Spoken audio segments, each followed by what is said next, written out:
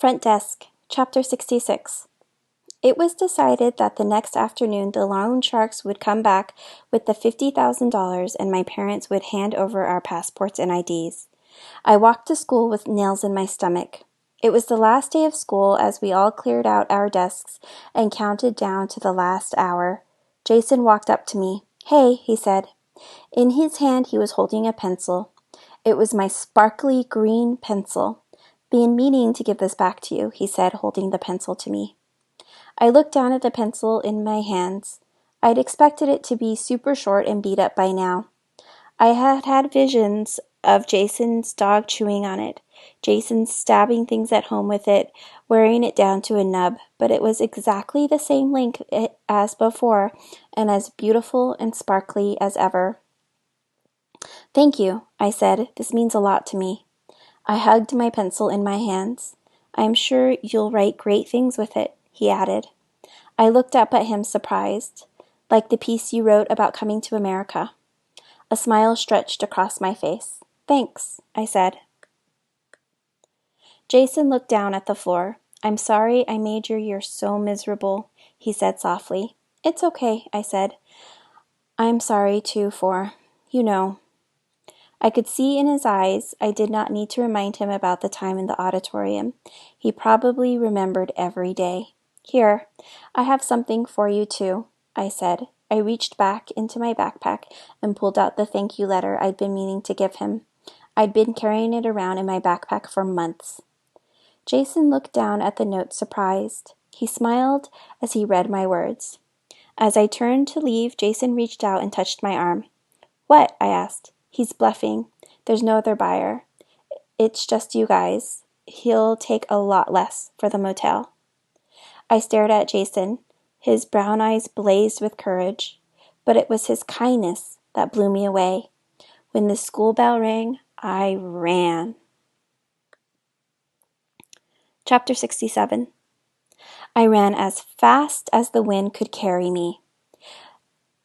Adrenaline powering my skinny little legs. With each step I whispered a prayer. "Please, please let me get there before the loan sharks do." I turned the corner onto Coast Boulevard just as the loan shark Cadillacs pulled into the motel. As the 3 loan sharks got out of their car with their suitcases full of cash, I raced into the parking lot screaming, "Mom, Dad, don't do it. Mr. Yao's bluffing." My parents promptly called the deal off. The loan sharks grumbled about how they came all this way and went to a great deal of effort to put the money together. So my dad gave them $20 for the gas and their troubles, and they piled back into their car and left. As they drove away, my parents collapsed onto the ground. "That was close," my mother exclaimed. My dad put his hand over his pounding heart as he stared at the wide-open sky. "Thank God," my dad said. As my parents lay panting on the side of the parking lot, I walked over to the front desk and called Mr. Yao. "Mr. Yao, we'd like to make an offer on the motel," I said. $300,000 and not a penny more." He said, "Yes," I screamed, running through the motel. The Weekleys were in Hank's room playing Monopoly. When they heard the news that Mr. Yao agreed to sell to us, Hank slapped the Monopoly board and all the pieces went flying. "What I tell you," Hank said to Billy Bob, "if it can happen in Monopoly, it can happen in life."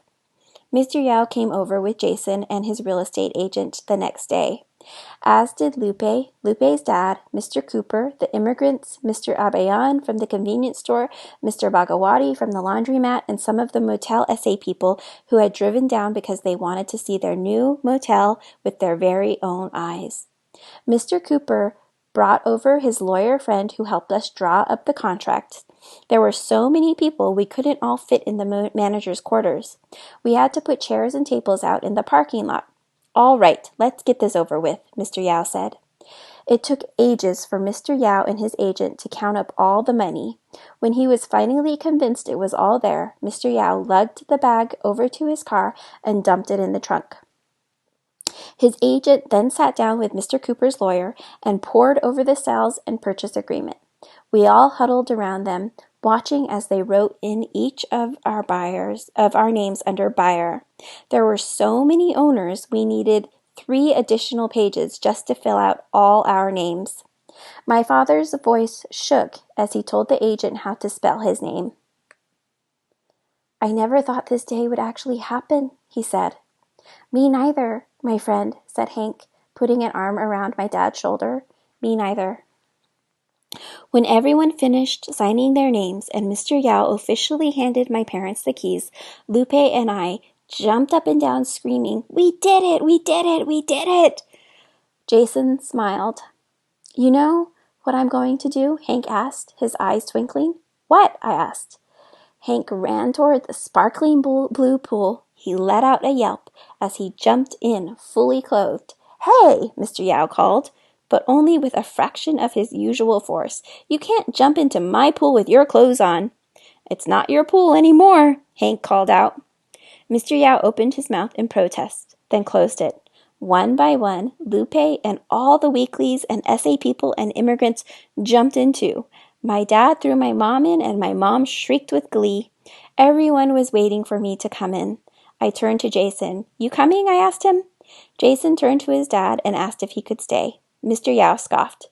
"You don't want to go swimming with these losers, do you?" he asked his son.